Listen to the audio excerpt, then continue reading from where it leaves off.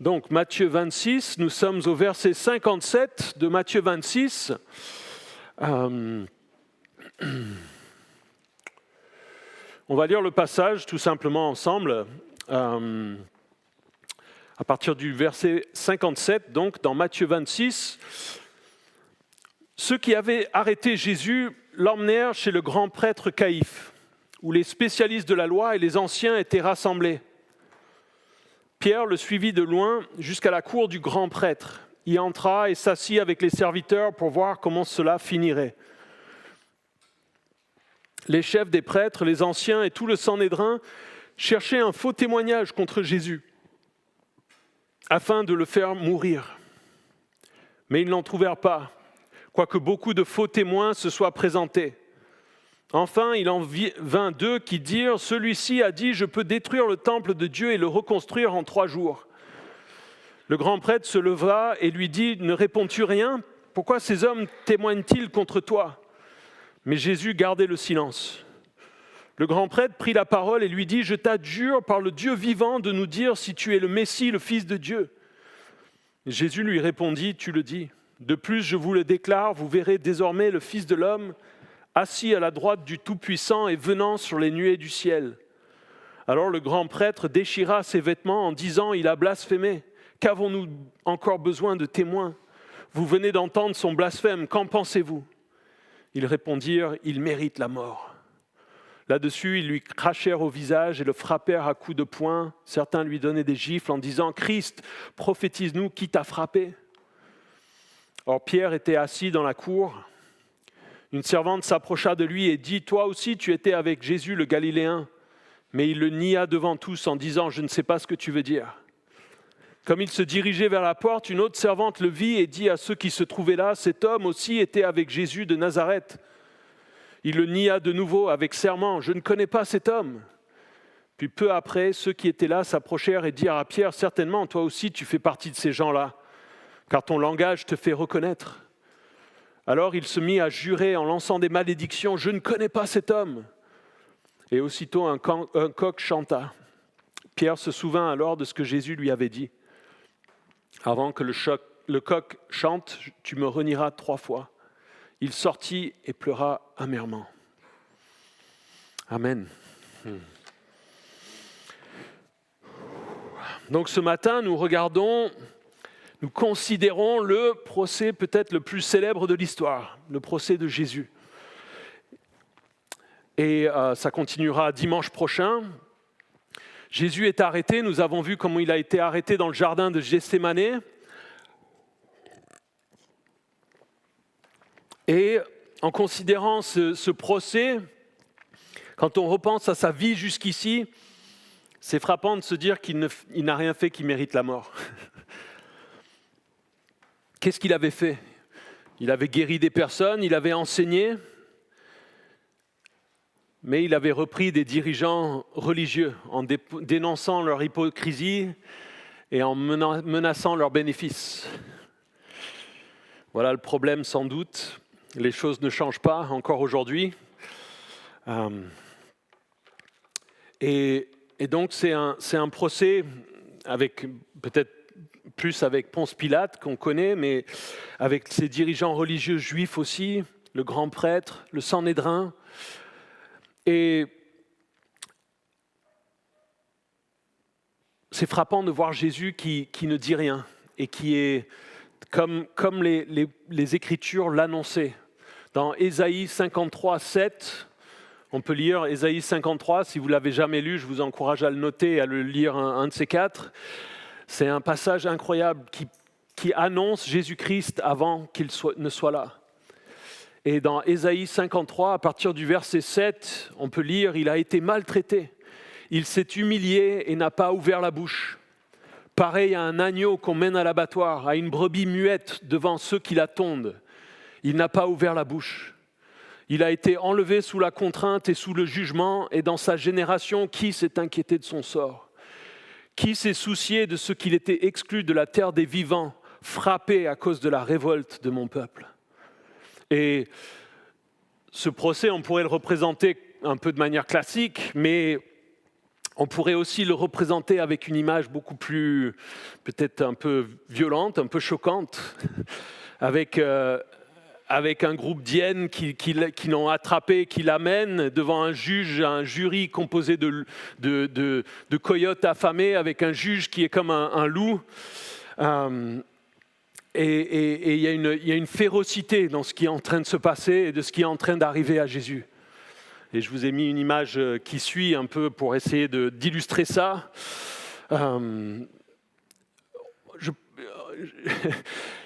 C'est une image forte, mais il y a quelque chose ici d'une violence incroyable dans ce qui est en train d'arriver à Jésus, de ce que ces hommes sont en train de faire à Jésus. Et je crois qu'il est bon parfois d'avoir des images qui nous choquent. On va peut-être pas nous attarder trop dessus.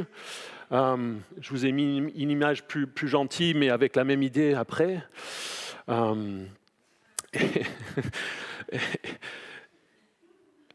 Mais donc il y a ce jugement qui arrive et on regarde ici, il y a une partie devant les autorités religieuses juives et qui va continuer dans le passage du chapitre 27. Et il y a plusieurs étapes. Dans les autres évangiles, on voit qu'il l'amène d'abord chez Anne, qui était le beau-père de Caïphe. Et qu'après avoir été chez Anne, il l'amène chez Caïphe, qui est actuellement à ce moment-là le grand prêtre, et devant le Sanhédrin, et ils le font de nuit, mais normalement, légalement, ils ne doivent pas le faire de nuit, et donc ils refont un jugement à partir du début du verset 27, le matin, au lever du jour, et puis ensuite il l'envoie à Pilate, qui va le juger, et ensuite Pilate l'envoie à Hérode, et ensuite Hérode le renvoie à Pilate, donc il y a plein d'étapes dans ce procès. Mais nous, on est ici au verset 57, dans cette étape, ce moment où donc il a été envoyé chez Anne, c'est Jean 18 qui nous l'apprend, et on voit ceux qui avaient arrêté Jésus l'emmenèrent chez le grand prêtre Caïphe, où les spécialistes de la loi et les anciens étaient rassemblés. Et donc il l'amène chez Caïphe, le grand prêtre, et on voit que les autres avaient été prévenus. C'est au milieu de la nuit. Ils ont été appelés en hâte. Ils se sont dit, on a l'occasion de s'occuper de ce problème Jésus. On va le faire dans la nuit, on va le faire rapidement, on va le faire discrètement. C'est bien, il n'y a pas la foule. Ils l'ont arrêté au loin quand Judas avait trouvé un moment où Jésus était loin des foules, où c'était tranquille. Et ensuite, ils se disent, on va rapidement, on va s'occuper de tout ça. Et on voit toutes les personnes conviées au milieu de la nuit pour ce tribunal et cette condamnation qui finalement est une farce de justice. Et on va voir un peu les différentes choses. Et on voit, verset 58, Pierre qui suit de loin Jésus. Et ce passage, moi, me frappe, et peut-être une idée à retenir, c'est l'idée de deux pierres.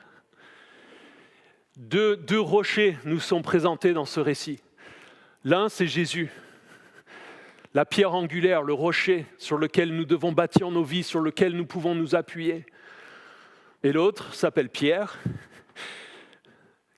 petite pierre, et qui va s'effriter, qui va montrer qu'il n'est pas quelqu'un sur lequel on peut s'appuyer, et qui va montrer que nous ne pouvons pas nous appuyer sur nos propres forces pour être sauvés.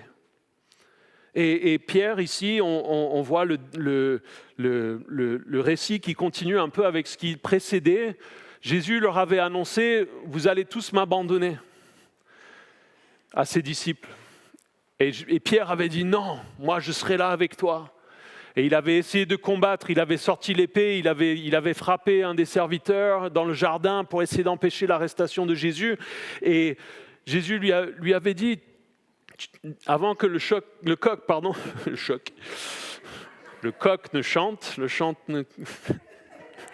avant que le coq ne chante 3 fois, c'était les différents moments au cours de la nuit, tu vas me renier 3 fois. Et il avait dit non, jamais. Et les autres disciples avaient dit non, jamais, on t'abandonnera, on est fort, on est là avec toi. Mais c'était dans leur propre force. C'était leur orgueil et ils voulaient le faire par eux-mêmes. Et donc Pierre, ici j'ai l'impression, c'est presque comme s'il voulait prouver à Jésus peut-être qu'il ne le renierait pas, qu'il ne l'abandonnerait pas. Il s'est caché, quand Jésus a été arrêté, ils se sont un peu cachés ou enfuis pour ne pas être amenés avec Jésus. A priori, on ne s'intéressait pas trop à eux, c'était surtout à Jésus qu'ils s'intéressaient. Mais Pierre suit à distance. Et c'est comme s'il voulait toujours se battre pour Jésus, il était toujours en train de lutter. Et d'autres pensent peut-être que c'est son amour pour Jésus qui l'attire. Il est toujours là à suivre Jésus, mais de loin. Mais le danger ici, la situation fait qu'il a peur. Et on voit que dans cette petite note, il y a déjà ce combat de ce qui va arriver quelques versets plus tard. De Pierre qui arrive un peu au bout de lui-même et qui lutte avec son orgueil et qui va se rendre compte qu'il n'est pas capable, qu'il n'est pas fort comme il le pensait. Et donc il suit et il reste dans la cour un peu à distance pour voir comment ça va évoluer. Et verset 59, les chefs des prêtres, les anciens et tout le Sanhédrin cherchaient un faux témoignage contre Jésus afin de le faire mourir. Mais ils n'en trouvèrent pas, quoique beaucoup de faux témoins se soient présentés. Enfin, il en vint 2 qui dirent « Celui-ci a dit, je peux détruire le temple de Dieu et le reconstruire en 3 jours. » Donc il y a ce procès qui va avoir lieu avec les anciens, les prêtres, le Sanhédrin, le grand prêtre, et on voit qu'ils essaient de faire venir des faux témoins, des menteurs. Et c'est intéressant de noter, c'est des commentateurs ou des experts dans l'histoire des Juifs et dans les écrits des rabbins qui ont cherché pour regarder un petit peu quelles étaient à l'époque les conditions. Et ce procès de nuit, comme ça, était illégal d'après leurs propres règles. Les règles et les lois du Sanhédrin. Le Sanhédrin, c'était un groupe de 70 anciens qui était un peu, un peu comme peut-être l'Assemblée nationale, le Sénat, qui dirigeait les choses pour le peuple. Et d'après la loi qu'ils avaient en place, les procès criminels devaient avoir lieu, commencer et se terminer pendant que le soleil était levé, pendant le jour. On va voir que c'est sans doute la raison qui les pousse à avoir un autre simulacre de procès au lever du jour. C'est le chapitre 27, verset 1 qui nous le dit, parce qu'ils en étaient bien conscients. Ce n'était pas vraiment légal. Et il y a plein de choses illégales dans le procès de Jésus, d'après leur propre loi, encore une fois. Les procès devaient prendre place dans un lieu officiel qui était attenant au temple, pas chez le grand prêtre. Donc là, ils sont en faute. Normalement, ils ne devaient pas juger de cas criminels pendant la fête de la Pâque. C'est dans la fête de la Pâque, ils sont en tort. On ne pouvait, le jour d'un procès, qu'acquitter un condamné. Si on devait le condamner à mort, on devait attendre le lendemain pour prononcer la condamnation, pour voir s'il y avait de la miséricorde ou de la grâce qui pouvait venir, pour pas qu'un jugement soit rendu dans le feu, dans la colère et à chaud. Donc là aussi, ils n'ont pas attendu un jour de plus. Évidemment, il devait y avoir au moins 2 témoins qui pouvaient être interrogés séparément et qui n'avaient pas le droit d'avoir de contact les uns avec les autres. Et ici, on n'a pas du tout l'impression que ça se soit suivi. Un autre point, c'est que d'après la loi juive, on devait mettre à mort les faux témoins. Et s'il y avait des gens qui témoignaient de choses qui ne s'accordaient pas, c'était des faux témoins. Toi, tu as dit qu'il a dit ça, mais toi, tu as dit qu'il a fait ça. Vous êtes lequel? Il y en a au moins un des deux qui est condamnable à mort d'après leur loi. Mais ils ne s'en soucient pas. Et normalement, ils devaient présenter des preuves de l'innocence aussi de l'accusé. Et il n'en est rien, évidemment. Eux, ils ne cherchent que sa culpabilité. Et ça en fait que c'est eux-mêmes qui ont enfreint leurs propres règles, leurs lois, pour se débarrasser de Jésus ici. Et c'est, au final, un jugement honteux, un procès scandaleux et illégal. Mais eux voulaient tuer Jésus et qu'importe les faux semblants qui pouvaient être là. Et donc le texte nous dit qu'ils cherchaient un faux témoignage, mais n'en trouvèrent pas. C'est un beau témoignage à la vie et à l'intégrité de Jésus, par contre, de qui il était. Lui qui a mené une vie si publique et fait tant de choses devant les gens, on avait du mal à trouver des faux témoignages contre lui ou même des choses à lui reprocher à juste titre. Moi, quand je pense à ma vie, j'ai pas du tout le même genre de ministère, mais juste de penser, j'enseigne, je suis devant vous, vous me voyez. Je pense qu'il y a sans doute des gens qui peuvent témoigner de choses que j'ai pu faire dans ma vie qui ne sont pas bonnes. J'en suis pas fier, mais c'est une réalité. Et de penser que Jésus, qu'il n'y avait rien à lui reprocher. Et j'aime bien, il y a un mot, le Sanhédrin voulait hypocritement conserver les formes de la justice dans la manière dont il faisait les choses. Il voulait essayer d'avoir les deux témoins, mais il n'y arrivait pas et il luttait. Et puis, au final, ils en trouvent deux qui dirent « Celui-ci a dit, je peux détruire le temple de Dieu et le reconstruire en 3 jours. » Donc après toutes les autres tentatives, Jésus est accusé finalement d'avoir menacé de détruire le temple. C'est un peu, on pourrait peut-être aujourd'hui, on se dit mais peut-être aujourd'hui c'est un peu comme une menace à la bombe. Si vous appelez quelque part et vous dites qu'il y a une bombe, vous allez avoir des problèmes. et c'est peut-être un petit peu dans la même sorte d'idée. Et pour les Juifs, parler contre le temple était quelque chose d'extrêmement grave. Ils le tenaient en tellement haute estime. Dans le livre des Actes qu'on étudie en ce moment, on a vu qu'Étienne, un des premiers martyrs, le premier martyr, est lapidé pour des accusations similaires, d'avoir parlé contre le temple, contre le lieu saint, le temple. Et c'est intéressant de voir que en fait, ce témoignage est presque vrai. C'est la vérité, mais tordue juste ce qu'il faut. Jésus, dans Jean 2, verset 21, il avait dit, ou non, Jean 2, 19, il avait dit « Détruisez ce temple et je le reconstruirai en 3 jours ». Il n'avait pas dit « Je vais détruire le temple ». Et l'idée, évidemment, dans ce passage, c'est qu'il parlait de sa mort et de sa résurrection. Et il ne parlait pas du temple physique, il parlait de son corps en disant « Détruisez ce temple, ce corps, et je le reconstruirai en 3 jours ».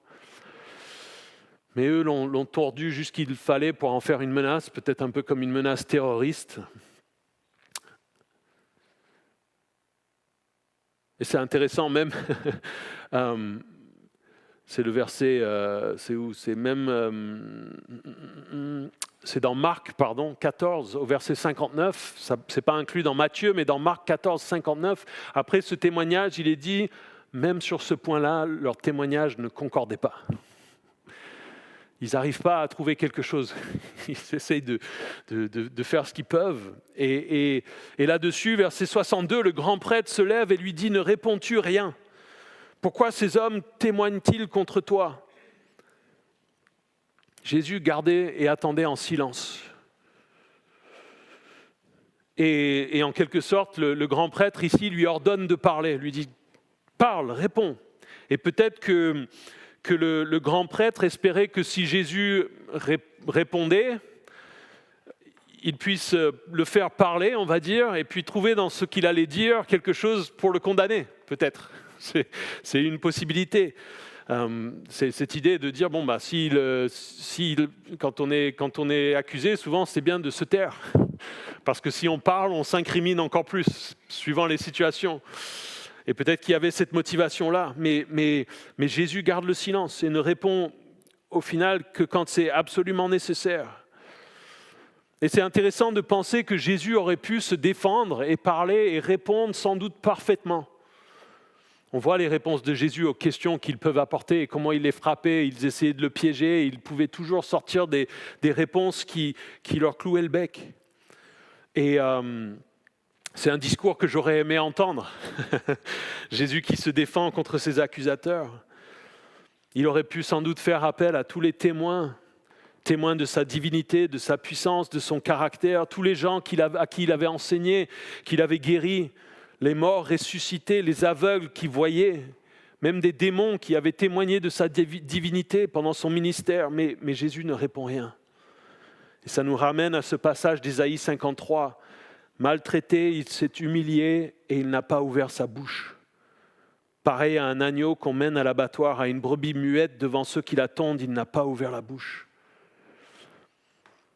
Et un commentateur disait que son silence était celui de la patience, pas de l'indifférence. C'était le silence du courage, pas de la lâcheté. Et dans ce silence, d'une certaine manière, il y a aussi une accusation contre ses accusateurs. C'est presque comme s'il dit, je ne vais pas répondre à des faux témoins. J'ai rien à répondre.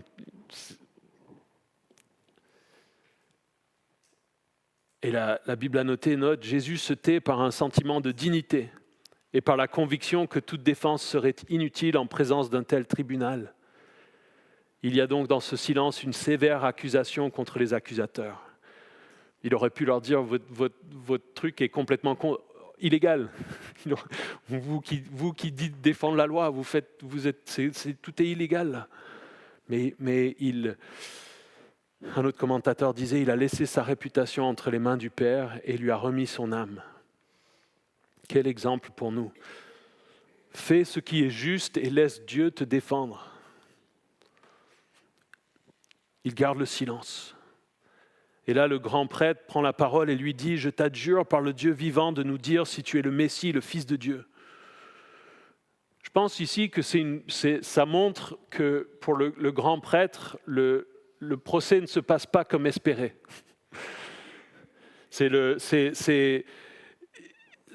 Ils espéraient trouver des faux témoignages, que ce soit bien conclu rapidement et qu'ils puissent passer à autre chose. Et là, il n'y a rien, et Jésus ne répond rien, il ne veut même pas lui parler, lui répondre.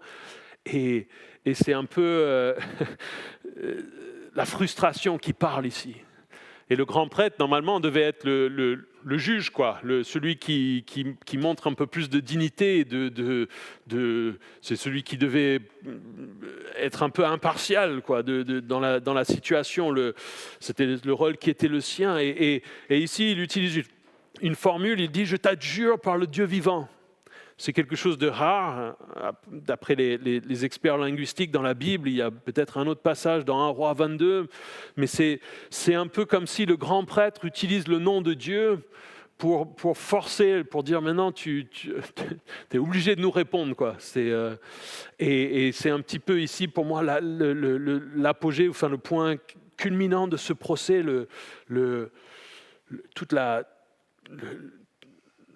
toute la frustration de ces accusateurs qui sort. Et un autre commentateur du nom de Carson disait « Frustré par le silence de Jésus, le grand prêtre avec force va droit au but.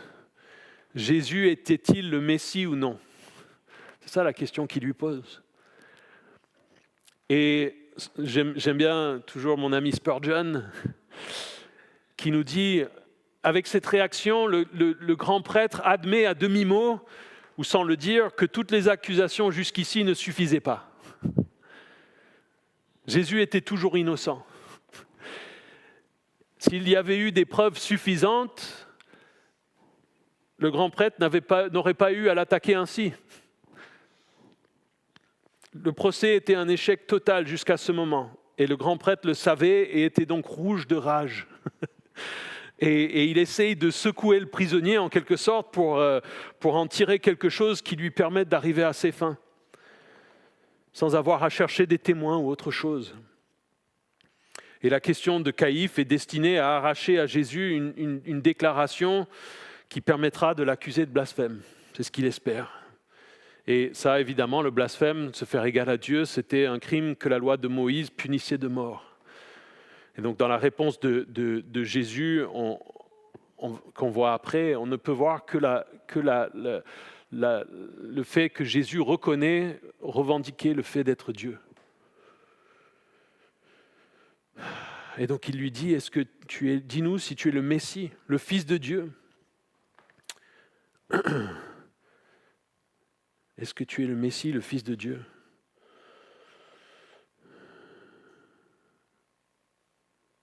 Certains se demandent si cette question a été posée avec sarcasme ou ironie. C'est toi le Messie ? Toi là, devant nous, c'est toi le Messie ? Toi, ce prisonnier abandonné, impuissant ? Si on pense à la semaine, ça fait plusieurs mois qu'on étudie, mais c'était une semaine. Jésus avait renversé les tables quelques jours avant. On peut se dire, Peut-être que les dirigeants religieux juifs, il y en a peut-être certains qui disent « Ah, tu fais moins le malin maintenant. Toi qui renversais les tables, là, on ne t'entend plus, là. C'est toi qui renversais les tables, qui parlait de la maison de ton père, c'est toi le Messie. » Et ici, Jésus répond enfin. Il respecte encore une fois, d'une certaine manière, la position du grand prêtre, l'autorité qui était, on va dire, donnée par Dieu, sans parler de la personne en particulier. Et il répond finalement, et il dit « Tu le dis ». Et nous, quand on entend ça, on a tendance, surtout je pense en tant que Français, à le lire « C'est toi qui le dis ». Mais a priori, d'après là aussi, d'après les gens qui s'y connaissent en hébreu, c'est simplement un « oui ». Et dans Marc 14, 62, c'est rendu différemment et ce même moment, Jésus répond « Je le suis ». Et on voit dans leur réaction qu'il n'y a pas d'incompréhension, que c'est clair. Jésus, on lui demande « Est-ce que tu es le Messie, le Fils du Dieu vivant ?» Et il dit « Oui ». Il témoigne simplement de la vérité. Il était effectivement le Messie, le Fils de Dieu. Et il répond de la manière la plus courte et directe possible. Mais il ajoute un petit mot de mise en garde. Mise en garde, mais un petit quelque chose qui est lourd de connotation, puisqu'il cite 2 passages de l'Ancien Testament qui sont des passages considérés comme des passages messianiques, qui parlent de manière prophétique du Messie. Excusez-moi.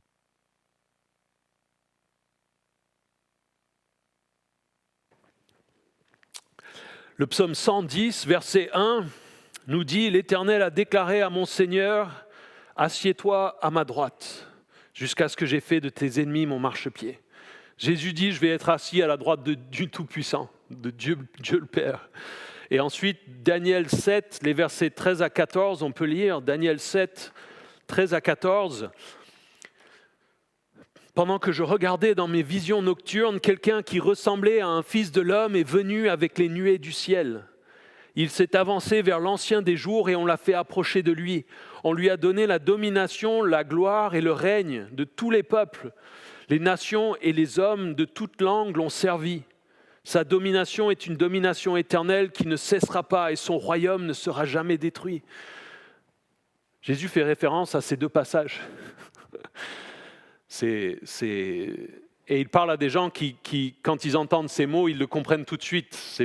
Nous, peut-être, on lit ça et on ne sait pas trop, mais ce passage dans Daniel est quand même incroyable. C'est le Fils de l'homme venant sur les nuées du ciel, qui s'avance vers Dieu le Père, à qui on donne la domination, la gloire, le règne de tous les peuples, et les nations et les hommes de toute langue le servent. Et sa domination est une domination éternelle qui ne cessera pas, et son royaume ne sera jamais détruit. Jésus est en train de dire, c'est moi. Et en quelque sorte, je pense ici, il leur dit, si vous continuez dans votre jugement contre moi, quand moi je vais avoir à vous juger, ça va être dur pour vous. Un jour, je vais être celui qui juge. Et mon jugement sera autrement plus grave.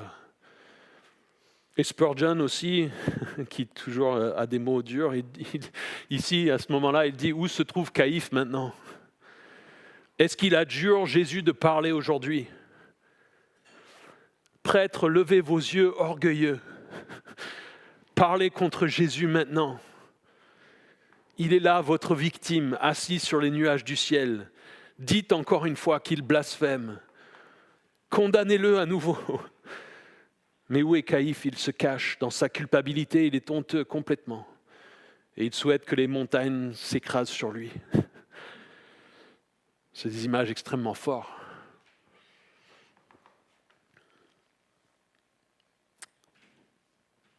Et donc ici, c'est un moment spécial, c'est un moment d'une certaine manière rare où il reconnaît et proclame sa divinité et sa messianité, si on veut, devant les représentants de l'autorité juive. Il a eu d'autres situations avec ses disciples, il y a eu d'autres moments, évidemment, dans ses interactions qui le laissaient comprendre, mais ici, c'est vraiment « oui, je le suis ».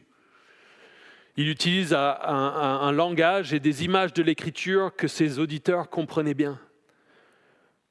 Comme je le disais, Daniel 7, Psaume 110.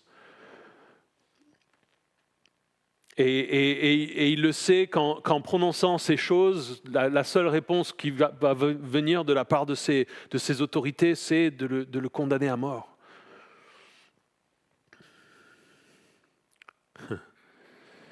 Et alors, verset 65, le grand prêtre déchira ses vêtements en disant « Il a blasphémé. Qu'avons-nous besoin encore de témoins ? Vous venez d'entendre son blasphème, qu'en pensez-vous » Et ils répondirent « Il mérite la mort. » Et là-dessus, ils lui crachèrent au visage et le frappèrent à coups de poing. Certains lui donnaient des gifles en disant « Christ, prophétise-nous, qui t'a frappé ?» Le fait de déchirer ses vêtements, c'était supposé être un signe de tristesse profonde ou de vive indignation.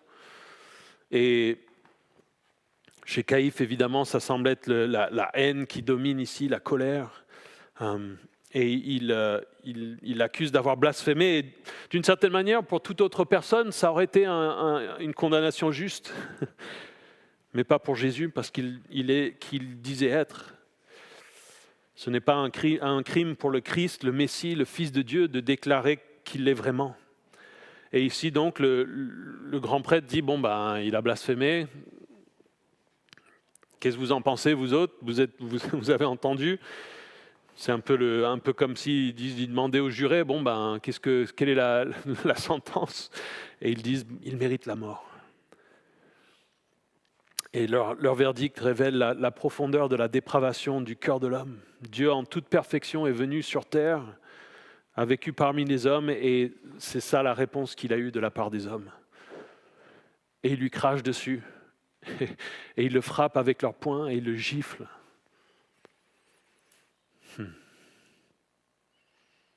Et on peut regarder ces personnes et se dire d'une certaine manière que peut-être ce n'était pas de leur faute, qu'ils ne savaient pas qui était Jésus vraiment. On peut les excuser, qu'ils ne voulaient pas admettre qu'il était bien le Messie, le Fils du Dieu vivant. Mais dans un autre sens, ce n'était pas vrai du tout. Et la Bible, en fait, nous dit que par nature, l'homme est ennemi de Dieu. Que depuis longtemps, l'homme attend, en quelque sorte, pour pouvoir frapper, gifler, cracher au visage de Dieu. Romains 5, 10 nous dit notamment, nous étions ses ennemis. Colossiens 1, 21 nous dit, nous étions étrangers et ennemis de Dieu, pas neutres, ennemis. Et c'est intéressant quand vous parlez aux gens qui ne croient pas en Jésus-Christ ou qui parfois, et d'une certaine manière, je le comprends et je vous l'ai déjà partagé, que j'ai l'impression souvent quand je suis confronté à vous et aux vies des personnes autour de moi, que personnellement j'ai une vie assez facile. Je sais que beaucoup d'entre nous ont souffert beaucoup de choses dans leur vie. Et quand vous parlez parfois aux gens qui ne croient pas en Jésus ou en Dieu, la réponse c'est si je vois Dieu, j'ai des choses à lui dire. S'il y a un Dieu, alors il mérite d'être jugé. S'il y a un Dieu, il est horrible à cause de ce qu'il permet. S'il y a un Dieu, c'est un monstre. Vous avez déjà entendu des gens parler comme ça ? Et d'une certaine manière, pour moi, c'est presque comme si les gens, dans ces choses, disent, moi, si j'avais Dieu en face de moi, je lui mettrais deux gifles pour lui... Sans Jésus-Christ, nous sommes ennemis de Dieu, par notre nature. Et lorsqu'on rejette sa divinité, lorsqu'on rejette son évangile, c'est un peu comme ça. On le renie, on lui crache au visage, on le frappe à nouveau. Lorsqu'on préfère notre propre justice, qu'on dit « moi je vais mériter le salut tout seul », il n'y avait pas besoin que Jésus meure, moi je peux le faire tout seul. On le frappe à nouveau. Et quelqu'un a noté que c'est fascinant ici que la colère divine n'ait pas éclaté directement à ce moment-là, qu'il n'y ait pas eu les légions d'anges dont nous avons parlé dimanche dernier qui ne soient apparus pour frapper ces hommes. C'est un miracle. Ça montre la patience de Dieu face au péché. Et la profondeur incroyable des richesses de sa miséricorde, que Jésus se soit laissé frapper pour nous.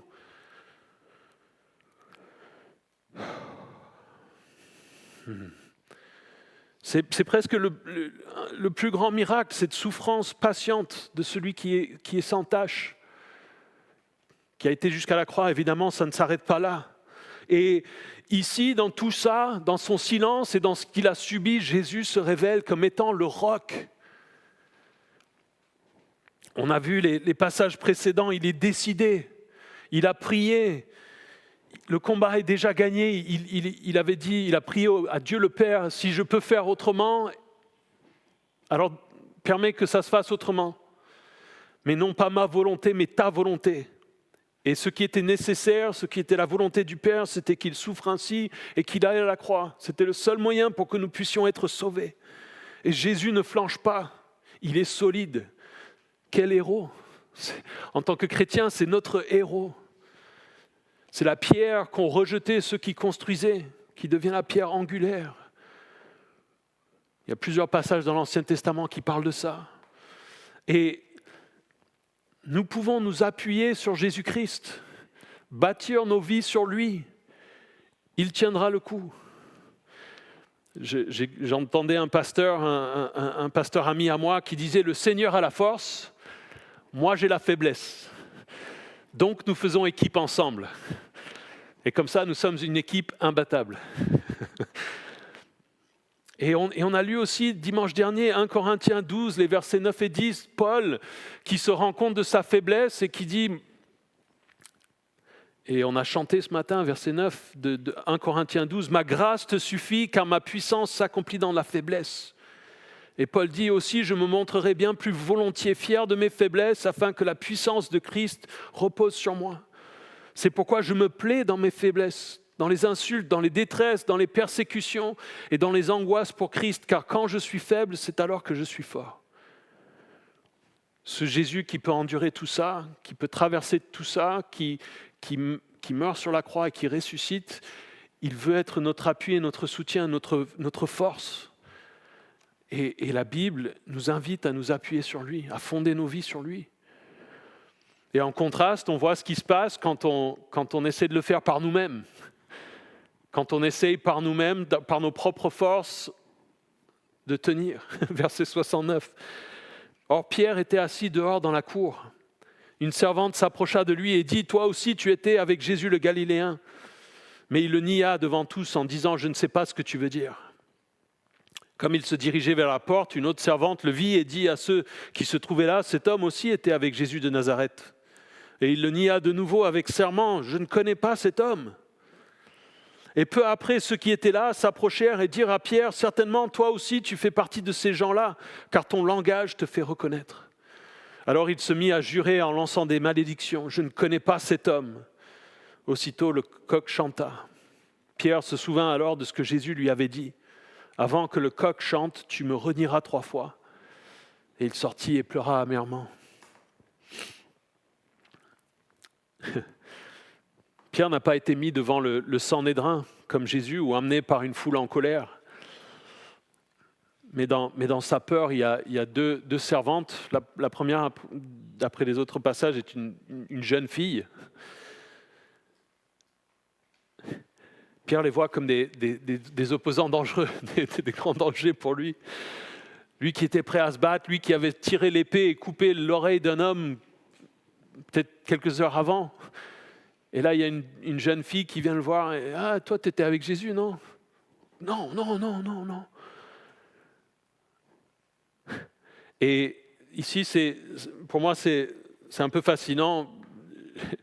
J'ai l'impression que Jésus, ici, c'est plus il parle, plus il s'enfonce, plus il est flagrant. C'est un peu Jésus, il aurait dû suivre l'exemple de Jésus et ne rien dire, ça aurait été mieux. Parce qu'on voit qu'il dit non, c'est pas vrai. Et puis le fait de parler le révèle comme étant un Galiléen. Et donc les gens disent on entend que tu es Galiléen. Donc oui, tu étais avec Jésus. Et c'est un peu le...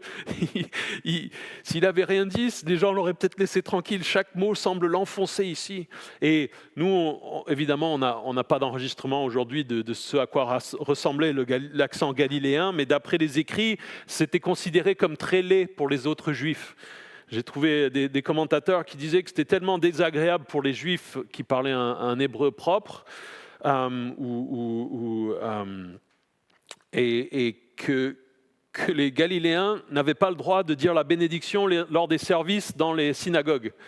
Ils avaient, gros, tais-toi, ton accent est tellement moche que je ne veux pas que tu sois celui qui prie ou qui lise la Bible devant tout le monde le dimanche matin. C'est un peu ça. Donc c'était fort, donc il le reconnaissait.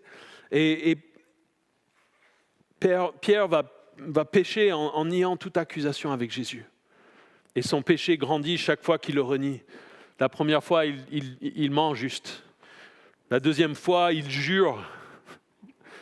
La troisième fois, il dit quoi ? Il prononce des malédictions. Alors peut-être, on se dit peut-être que aussi Pierre, il est là, il est a priori peut-être il voit Jésus depuis la cour. Dans Jean, on voit qu'après ce moment-là, Jésus va le regarder. Ils vont avoir les yeux qui se croisent. Et peut-être que d'une certaine manière, il est un peu pris par surprise. Il était en train de regarder ce qui se passait avec Jésus, et là, il y a une fille qui lui tire sur le « Hey, toi, tu étais avec lui aussi quoi ?»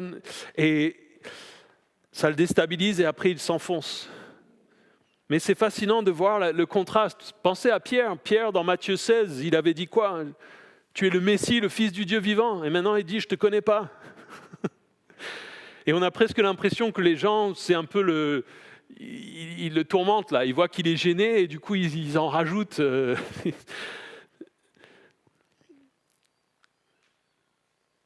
Et le coq chante. Et Jésus se souvient des paroles de Jésus. Oh la douleur. Pierre se souvient finalement des paroles de Jésus, mais il le comprend trop tard et il n'avait plus rien à faire. Il était tombé comme Jésus lui avait annoncé.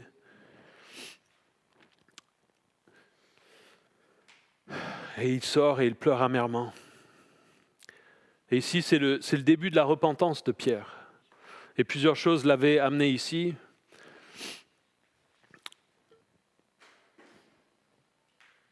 Dans Luc 22, verset 61, il est dit que à ce moment-là, ils sont en train d'amener Jésus et Jésus regarde Pierre. Ils échangent un regard. Et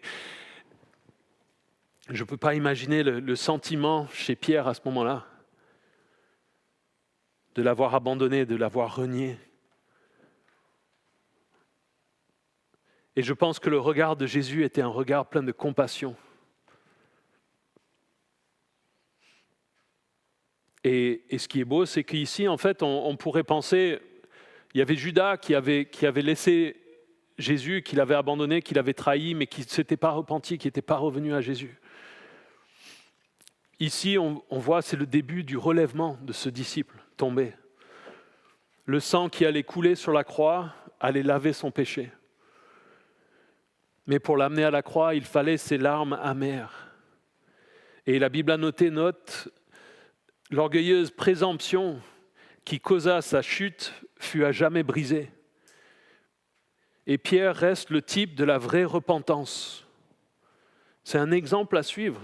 Pas dans le fait de renier Jésus, mais dans la compréhension de notre relation avec Dieu et dans la compréhension que si nous nous appuyons sur nos propres forces pour essayer de faire les choses pour Dieu, si nous disons à Dieu, je vais mériter mon salut, je vais faire les choses par moi-même, je peux me débrouiller tout seul, nous allons tomber. En tant que disciples, nous devons prier, notre position doit être une position de dépendance envers Dieu, de dire j'ai besoin de toi, sans toi je ne peux pas. Tous les péchés avec lesquels je lutte, sans toi, je ne peux pas y renoncer et les abandonner. Je veux me repentir et changer, mais j'ai besoin de ton aide. Sans ça, nous ne pouvons pas y arriver.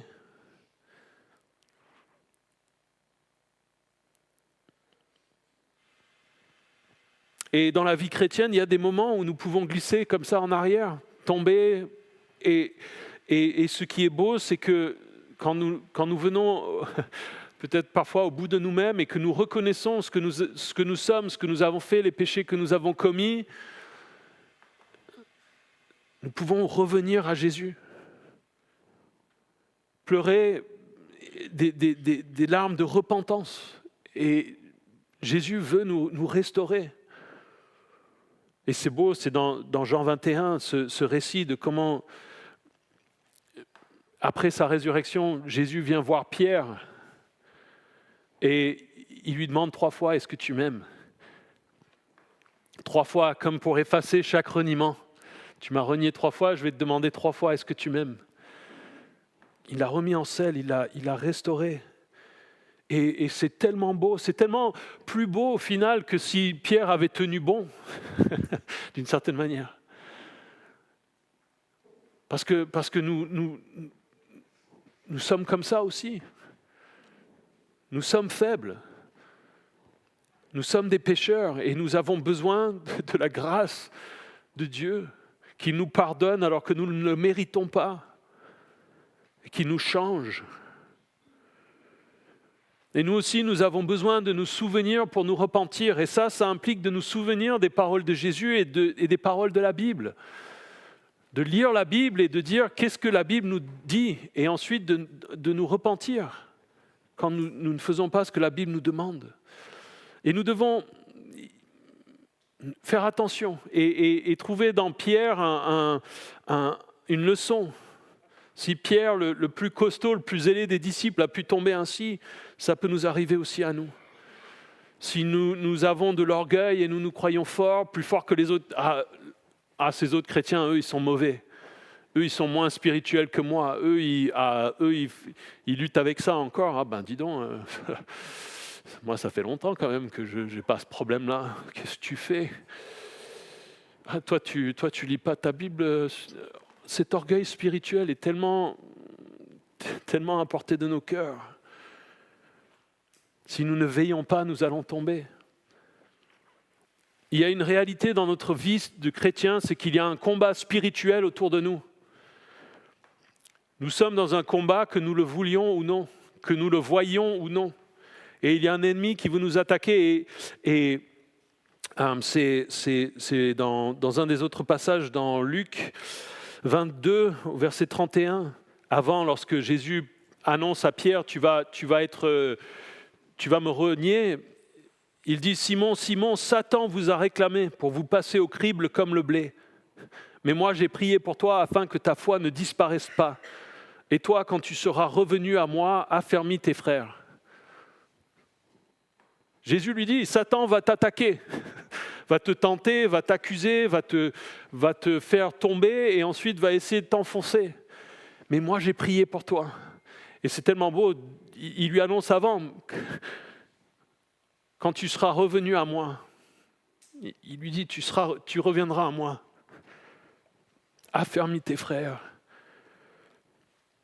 Nous avons besoin de veiller, de reconnaître qu'il y a un combat. Et nous devons nous poser la question, où en sommes-nous dans ce combat ? Et où en sommes-nous vis-à-vis de Jésus ? Est-ce que nous sommes dépendants de lui ? Est-ce que nous nous réveillons le matin en disant « J'ai besoin de Jésus aujourd'hui ». Sinon, je vais tomber, sinon je risque de mourir, sinon je risque de faire des choses que je regrette. Dieu, j'ai besoin de toi.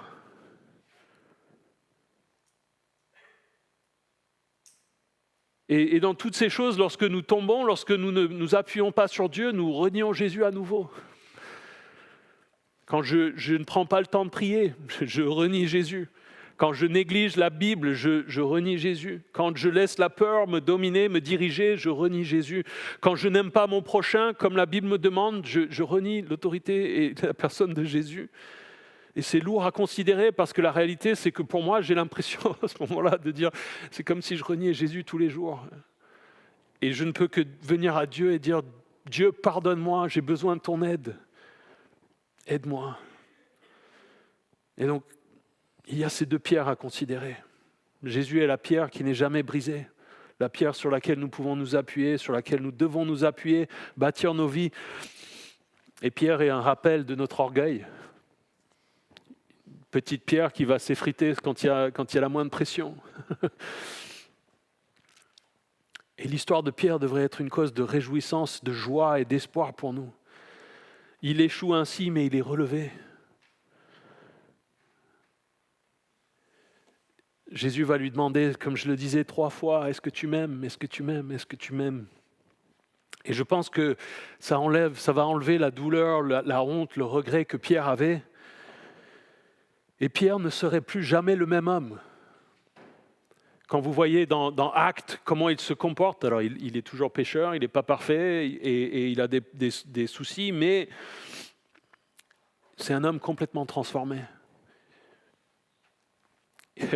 Dans 1 Pierre 4,8, une lettre que Pierre a écrite, il dit « Ayez avant tout, ayez un amour ardent les uns pour les autres, car l'amour couvrira une foule de péchés. » Je me demande si quand il a écrit ça, il ne pensait pas à l'amour de Jésus qui avait couvert ses péchés à lui. Et Jésus ne veut pas le regret, juste les pensées, ou peut-être des remords, juste les émotions, mais il veut la repentance. Le changement des pensées et des émotions, mais aussi de la volonté, du comportement. Et en nous appuyant sur lui, en dépendant de lui, en reconnaissant simplement « j'ai besoin que tu m'aides », alors il va nous aider à y arriver et à grandir en cela. Et l'évangile de Christ, c'est le message de la possibilité de la rédemption. Nous, êtres humains, nous pouvons être sauvés, aimés, pas par nos efforts, mais par la grâce de Dieu, par la foi en Jésus-Christ. Et c'est merveilleux. Si vous vous sentez honteux ce matin, venez à Jésus. Si vous êtes triste, fatigué, découragé, venez à Jésus. Si vous ne vous sentez pas digne, venez à Jésus, repentez-vous. Demandez-lui de vous sauver, de vous fortifier, et il le fera. Prions. Jésus, merci pour ce matin et merci pour ta grâce envers nous. Nous avons besoin de toi. Nous avons besoin de ton aide, nous avons besoin de ta grâce, nous avons besoin que tu intercèdes pour nous auprès du Père. Et Dieu, merci pour le sacrifice de ton Fils. Merci de ce que tu as envoyé ton Fils mourir sur la croix pour nos vies, pour pouvoir restaurer, réparer, reconditionner, réhabiliter, reconstruire nos vies cassées, nos vies fragmentées. Nous avons besoin de toi. En ton nom, nous prions. Amen.